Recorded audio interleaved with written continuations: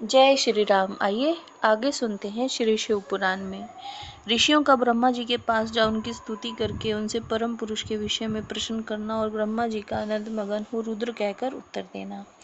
सूत जी कहते हैं, मैं ऋषियों पहले अनेक कल्पों के बारंबार बीतने पर सुदीर्घ काल के पश्चात जब यह वर्तमान कल्प उपस्थित हुआ और सृष्टि का कार्य आरंभ हुआ, तब जीविका साधक कर्म, कृषि, गोरक्षा और वाणिज्य की प्रतिष्ठा हुई और प्रजा वर्ग के लोग सजग व सचेत हो गए। तब 6 कुलों में उत्पन्न हुए मैं ऋषियों में परस्पर बहस छिड़ गई। यह पर ब्रह्म है या नहीं, इस प्रकार उनमें महान विवाद होने लगा, किंतु परम तत्व का निरूपण अत्यंत कठिन होने के कारण उस समय वहां कुछ निश्चय न हो सका। तब वे सब लोग जगत सृष्टा विनाशी ब्रह्मा जी का दर्शन करने के लिए उस स्थान पर गए जहाँ देवताओं और असुरों के मुख से अपनी स्तुति सुनते हुए भगवान ब्रह्मा विराजमान थे। देवताओं और दानवों से भरे हुए सुंदर रमणीय मेरु शिखर पर जहाँ सिद्ध और चारण परस्पर बातचीत करते हैं, यक्ष और गंधर्व सदा रहते हैं, विहंगों के समुदाय कलरव करते हैं, मणि और मूंगे जिनकी शोभा बढ़ाते हैं, और निकुंज, कंदराएं, छोटी गुफाएं और अनेक निर्जर जिसे सुशोभित करते हैं, एक ब्रह्मावन नाम से प्रसिद्ध वन है। उसमें नाना प्रकार के वन्य पशु भरे हुए हैं। उनकी लंबाई 100 योजन और चौड़ाई 10 योजन की है।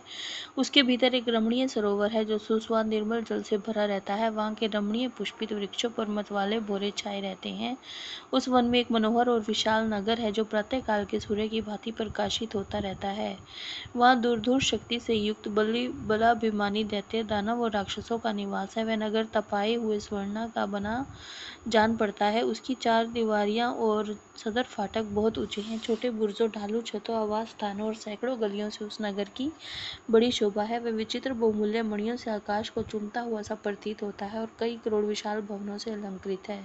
उस नगर में प्रजापिता ब्रह्मा अपने सभासदों के साथ निवास करते हैं। वहां जाकर उन मुनियों ने साक्षात लोक पिता में ब्रह्मा जी को देखा। देव ऋषियों के समुदाय उनकी सेवा में बैठे थे। उनकी अंग कांति शुद्ध स्वर्ण के समान थी। वे सब आभूषणों से विभूषित थे। उनका मुख प्रसन्न था, उनसे सौम्य भाव प्रकट होता था। उनके नेत्र कमल दल के समान विशाल थे। दिव्य कांति से संपन्न, दिव्य गंध और अनुलेपन से चर्चित, दिव्य श्वेत वस्त्रों से सुशोभित और दिव्य मालाओं से विभूषित ब्रह्मा जी के चरणार बिंदों की वंदना सुरेंद्र, असुरेंद्र और योगिंदर भी करते थे।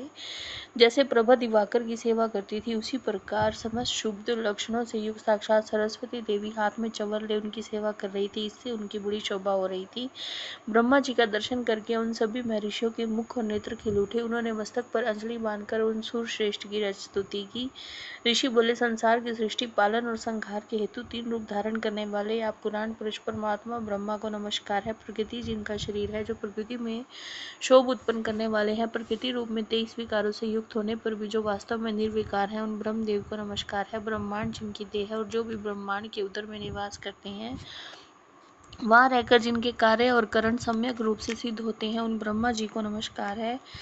जो सर्वलोक स्वरूप और समस्त लोकों के सृष्टा हैं, जो संपूर्ण जीवों का शरीर के संयोग और वियोग कराने हेतु हैं, उन ब्रह्मा जी को नमस्कार है। नाथ पिता, मैं आपसे ही संपूर्ण जगत की सृष्टि, पालन और संहार होते हैं, तथापि माया से आवृत होने के कारण हम आपको नहीं जानते। सूत जी कहते हैं, उन महाभाग में ऋषियों के इस प्रकार स्तुति करने पर ब्रह्मा जी उन मुनियों को आह्लाद प्रदान करते हुए गंभीर वाणी में बोले, महान सत्व गुण से संपन्न महाभाग मां तेजस्वी महर्षियों, तुम सब लोग एक साथ यहाँ किस लिए आए हो? ब्रह्मा जी के इस प्रकार पूछने पर ब्रह्मवेताओं में श्रेष्ठ उन सभी मुनियों ने हाथ जोड़कर विनय भरी वाणी में कहा, भगवान, हम लोग अज्ञान के महान अंधकार से आवृत हो खिन्न हो रहे हैं। परस्पर विवाद करते हुए हमें परम तत्व का साक्षात्कार नहीं हो रहा है। आप संपूर्ण जगत के पोषण करने वाले तथा समस्त कारणों के भी कारण है। नाथ, यहाँ ऐसी कोई वस्तु नहीं है जो आपको विदित ना हो। ऐसा कौन सा पुरुष है जो संपूर्ण जीवों में पुरातन, अंतर्यामी, उत्कृष्ट, विशुद्ध, परिपूर्ण और सनातन परमेश्वर है? कौन अपने अद्भुत क्रियाकलाप द्वारा सबसे प्रथम संसार की सृष्टि करता है? महाप्रयाग,